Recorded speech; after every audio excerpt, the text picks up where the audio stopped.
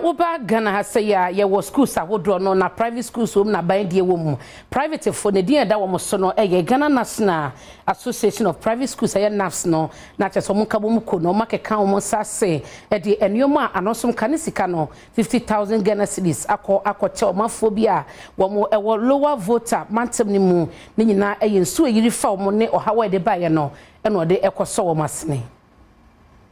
National Association of Private Schools ede eniema sika so Ghana cedi empem adunum ena akoma omanfo won ho kaye ewo nsu yirimu ewo lower Volta se sika ewo nyafri ento blankete ya private schools awodo ewo my Ghana mu akeka bomu a ode bo omanfo atoro nchem ato wo mu emfa ho se sikasem enkoyi ene schools awodo a ohia moa ewo maimu. Now we have a disaster situation,